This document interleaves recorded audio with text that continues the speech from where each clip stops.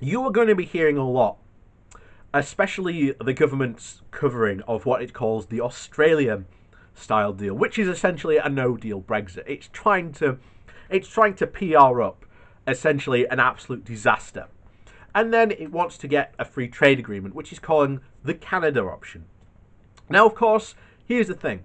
If you actually look at the Canada option and look at what Britain is currently asking from the EU in its negotiating stance, it is asking for significantly more than the Canada agreement. So when Boris Johnson and others are saying, oh, we're just asking for a Canada style agreement, this should be easy. You know, you've done one with Canada. Why can't you do one with us? Well, the problem is that we are asking for more than a Canada style agreement.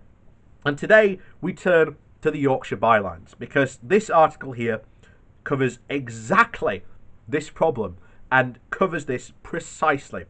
So the title of the article is Britain Never Asked for a Canada Style Free Trade Agreement. From Boris Johnson's statements on Friday, we can see the developing narrative that the government intends to adopt in the coming days. As Brexit reaches its unhappy denouncement, the Prime Minister said that from the outset we wanted nothing more complicated than a Canada-style relationship, the shorthand for CETA, the Comprehensive Economic Trade Agreement signed in October of 2016 by Canada and the EU.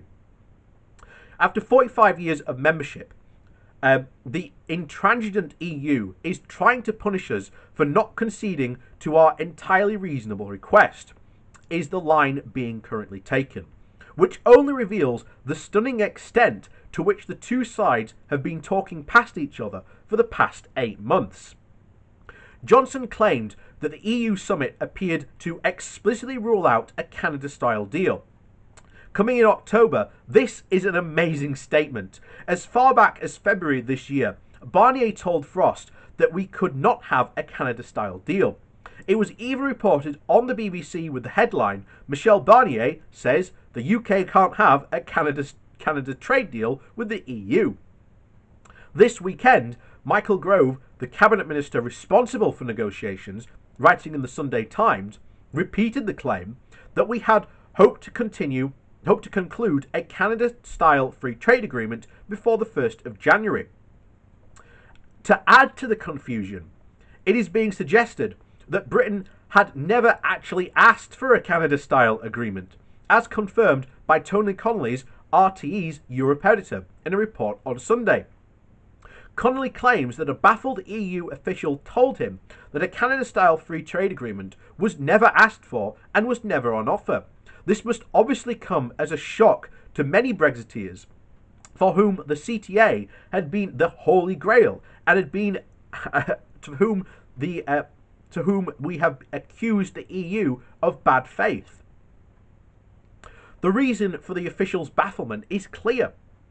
The Canada deal took 7 years to negotiate before being signed in 2016, so there was never even enough time in the 11-month transition period even recognising the close current regulatory alignment.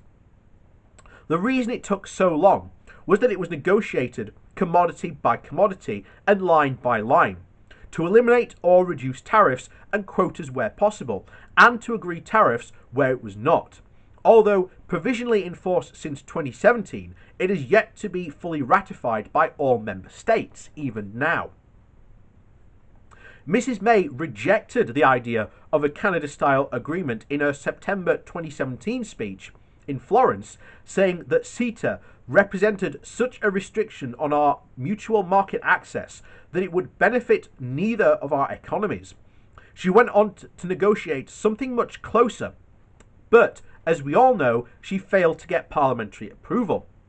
A free trade agreement was initially shown as one of the options in December of 2017's on Barnier's stairway to Brexit, in a tiny icon of the Canadian flag, representing nothing more than the loosest possible deal, short of a World Trade Organization terms, allowing the UK to have an independent trade policy.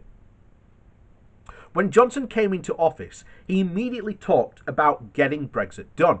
and wanted to accelerate trade talks and have them completed by the end of the transition period in December of 2020. Although the Prime Minister himself appears not to have understood that this compressed time frame implicitly ruled out a CETA agreement, Brexiteers have continued to believe that it was an option and have actually represented the outcome that they have always sought, but it was never achievable in just 11 months.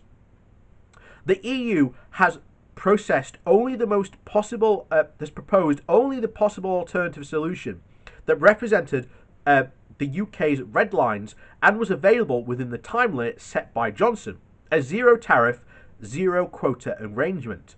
This was eliminated at the stroke of all the negotiations on tariffs and quotas, but in return for high levels of access to the single market, the quid pro quo was that Britain had to follow through on the political declaration and agree to robust commitments to ensure a level playing field because of the UK's geographic proximity and economic independence.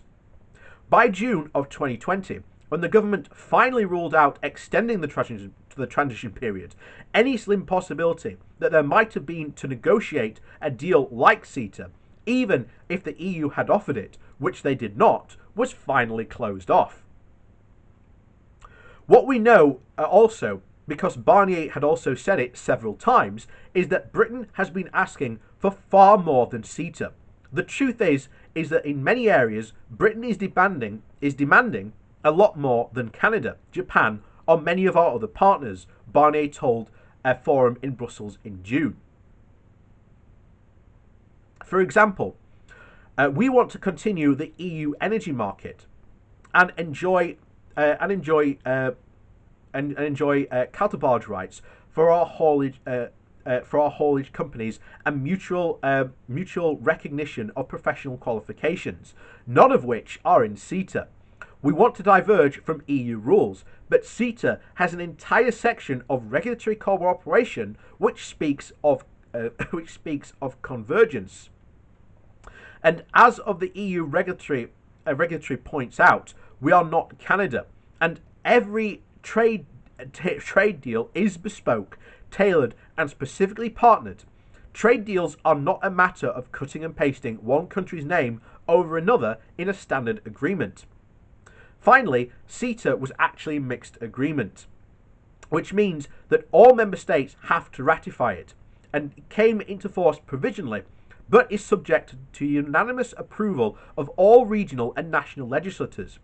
For Brexit, such a mixed agreement would mean unnecessarily stretching the potential for years ahead.